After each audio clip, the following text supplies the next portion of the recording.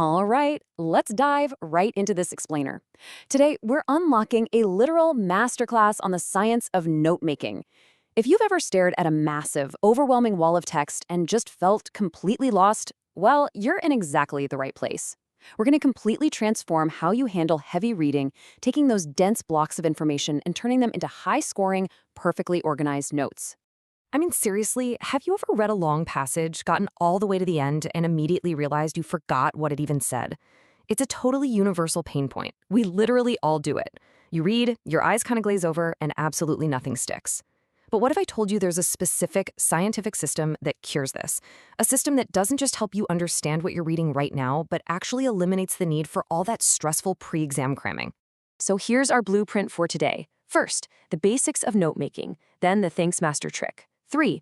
Abbreviations and formatting. 4. The RUG action plan. 5. The solved tree example. And finally, 6. Common mistakes to avoid.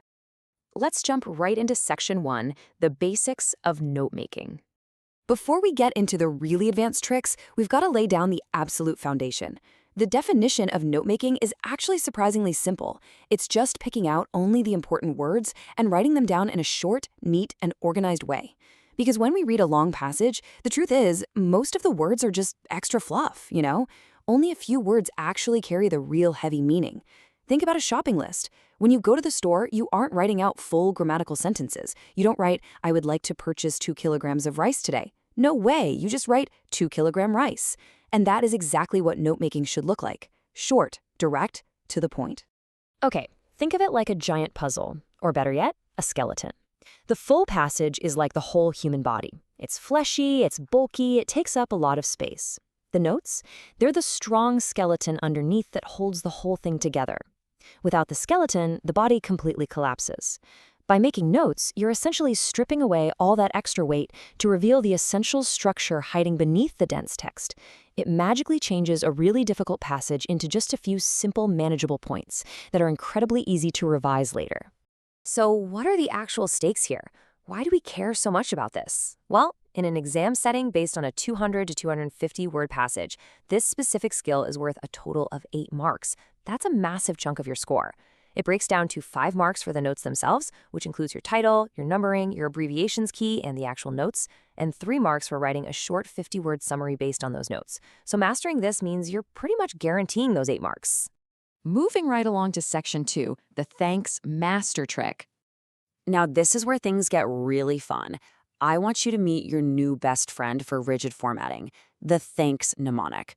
Basically, before you hand in any note-making assignment, you just whisper thanks to yourself to double-check your work. T is for title at the top. H is for headings, and you need at least 3 main ones. A reminds you to add subpoints under those headings.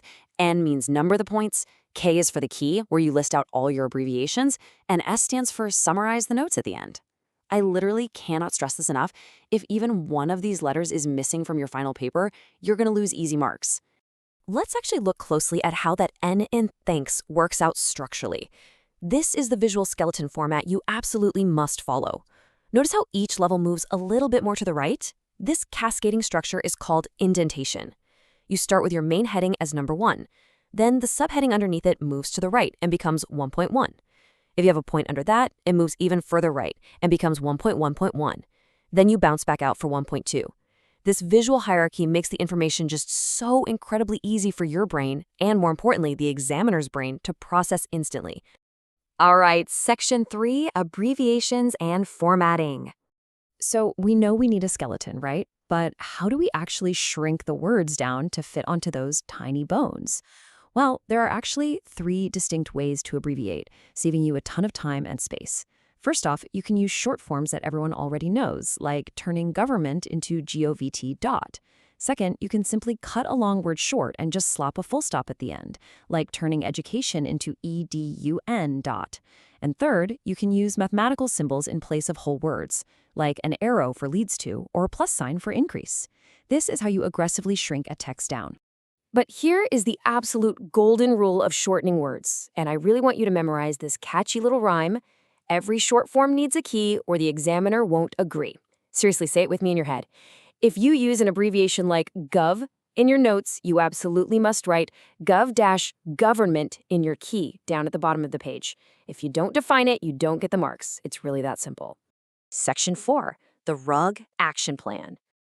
Okay, we've covered the formatting theory and the rules. Now, let's shift over to actual practice with a step-by-step execution strategy. How do you actually attack a fresh, unread passage? You use the RUG action plan. Remember, thanks tells you what your final answer needs to look like, but RUG tells you how to make it in the exact right order. R stands for read. Read the passage twice. Once just to understand it, and the second time with a pencil in hand. U stands for underline. Underline only the really important words. And G stands for group. Group those underlined words under your headings and shorten them. You literally have to walk on the rug to extract the notes before you can say thanks at the end to check your formatting. During that group and shorten phase, we use what we like to call the cut the fat trick. Imagine a sentence like this. Trees give us oxygen which we need to breathe. It's totally full of grammatical fat. Words like us, which, we. We playfully slice all of that extra weight away to keep only the absolute meat of the sentence. So instead, it simply becomes, give O2 to breathe. We cut the fat and we used a symbol for oxygen. Boom. To really drive this home, here is your second rhyme to remember today. If it's a sentence, it's wrong. Keep it short, keep it strong. I'm not kidding. Full sentences are the ultimate enemy of good note-making. If you ever find yourself writing out a complete thought with a subject, a verb, and proper punctuation, stop immediately. You're writing a paragraph, not notes. Keep it short, keep it strong. Section 5, the solved tree example. Okay, it's time to prove that this system actually works by applying it to a real 200 to 250 word passage about the importance of trees. When you're trying to find your headings, use a really simple trick. Usually, one paragraph equals one main heading. The first sentence of a paragraph almost always gives away the main idea. So, in our tree passage, we basically asked, what is this part mostly about? And easily divided it into these three main points. 1, uses to humans, 2, help to nature, and 3, help to environment. And notice how we already have our title at the very top. We are well on our way to saying thanks. After writing out our short, perfectly indented subpoints under those headings, we create our key. Now, to get full marks here, the precise requirement is a minimum of 4 and a maximum of 8 abbreviations in your key. Here, we've defined O2 as oxygen, the ampersand symbol as and the little arrow as leads to. We've defined our short forms perfectly, so the examiner will absolutely agree and hand over those points. And finally, Section 6, common mistakes to avoid. We're wrapping up today with a quick warning about the simple little pitfalls that trap most students. Honestly, these are just unforced errors that you are now completely equipped to avoid. Here are the final red flags to watch out for. First, do not write full, long sentences. Remember our rhyme.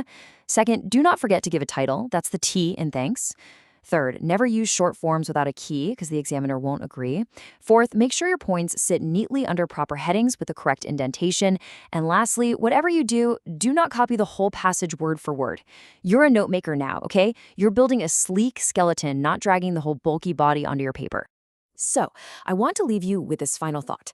Just look at the tools you now possess. You know how to walk on the rug. You know exactly how to say thanks. You understand the power of abbreviations and the absolute necessity of the skeleton. So the question is, are you ready to cut the fat, build your skeleton, and score a perfect 8 on your next reading assignment? Take these strategies, apply them to whatever dense text comes your way next, and just watch how effortlessly you retain the information.